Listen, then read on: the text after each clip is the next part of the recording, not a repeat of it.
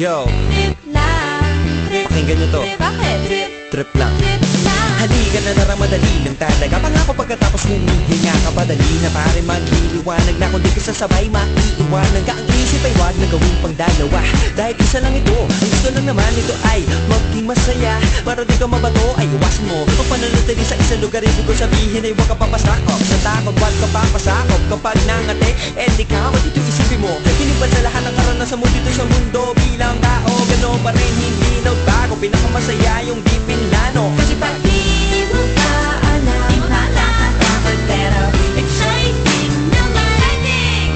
Yeah! Sumabay lang sibat na ng bahala. Oras na subukan ang di pa nagagawa.